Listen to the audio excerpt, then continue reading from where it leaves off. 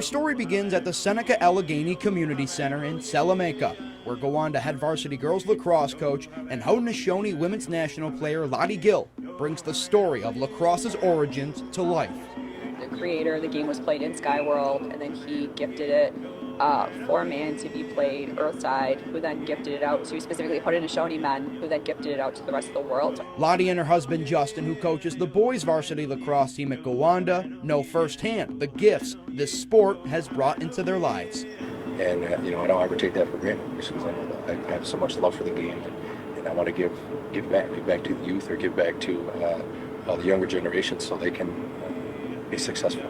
While Justin's intentions are in the right place, he, like so many other natives who try to showcase their game to the rest of the world, are met with plenty of roadblocks. Take this for example. According to the demographic data from the NCAA, among the 29,511 men and women's lacrosse players across all collegiate levels, only 115 of them are American Indian or Alaskan Native. There's a lot to unpack as to why the numbers are so alarmingly low at the collegiate level for the people who created the game. The issue doesn't just revolve around accessibility and wealth. It's a systemic issue that in large part has to do with one of the more shameful parts of American history. Of course, the history of our residential schools, being institutionalized, taken from your families and your homes, and, being taught a whole different way of life than you're used to or your parents are used to. Claudia Jimerson is the director of women's lacrosse operations and board member for the Haudenosaunee women's national team. She's been fortunate enough to watch two of her kids go to college and play lacrosse while earning a higher level education. But it's her parents' and grandparents' generations that bear scars hidden both on and below the skin. It's really traumatized a lot of our older people who didn't trust the education institution after that. Institutions like the Thomas Indian Residential School are difficult reminders of how Claudia and so many others had their way of life taken away. And that distrust in the education system is still an issue today. Nanacoke inside, shoots, scores! For Buffalo Bandits forward Tehoka Nanacoke, that issue hits home. Growing up Haudenosaunee and Mohawk Turtle Clan, Nanacoke's journey to pursue lacrosse at the IMG Academy in Florida was met with resistance in his own home due to that systemic apprehension in higher level education. But my mom, at the time when I was signing up for schools, had no idea. I told her when I got into IMG, I brought her the permission slip, the only thing she needed to sign, because I signed up by myself. She didn't sign it for a day. She was like, "You're not moving across the country, you're not doing that alone." So eventually I actually threatened to take the paper to my father because I knew he would sign it. And she took the paper and signed it and had it on the table for the next day. Stories like Tehoka's are common in reservation families, but along the way, guys like Cody Jamison, Lyle, and the rest of the Thompson brothers on the men's side, Jalen and Allie Jimerson on the women's side, became role models for young kids and teens who look like them. Having real-life success stories to turn to is what Vince Schiffert of the Haudenosaunee Turtle Clan and head lacrosse coach at Niagara Wheatfield has been trying to bring to the Indigenous lacrosse community since his playing days. He and I stopped by the Tuscarora Lacrosse Park. We were the only two there. The sound is like the sound of happiness. It's the sounds of a ball hitting plywood that remind Vince and so many others that while many barriers have been put in the way of progress, their work to create opportunities for Indigenous youth has not gone unnoticed.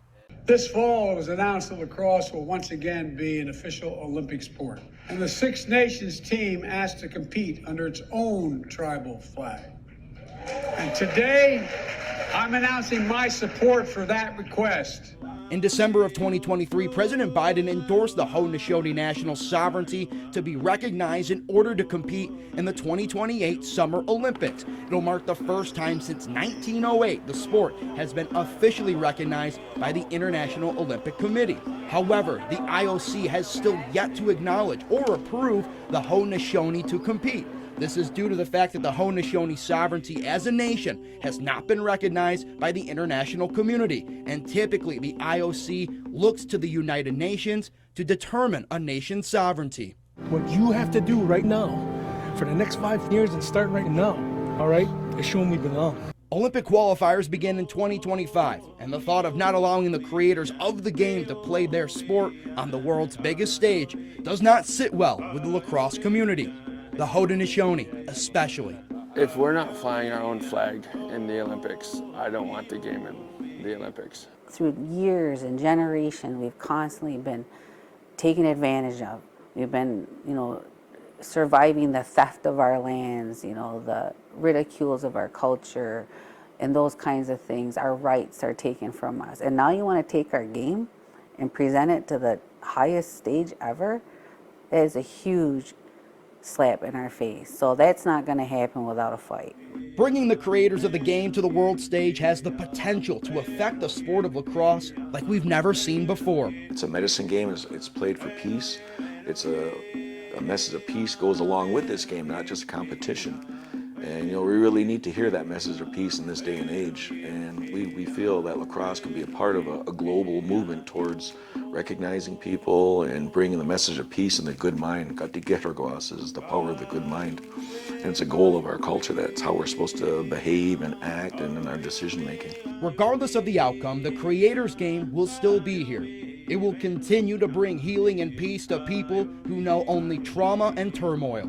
From Salamanca to Tuscarora and everywhere in between, you'll see these faces proving every day that if you're good to the game will always be good to you. It doesn't matter who tells us what we can do because we've been told our whole lives what to do. If you look back hundreds of years ago, we were still playing it. You look back now 100 years later, we're still playing it. You look from 100 years from now, we're still going to be playing it. No one's going to be able to take this game from us. 1, 2, 3, together!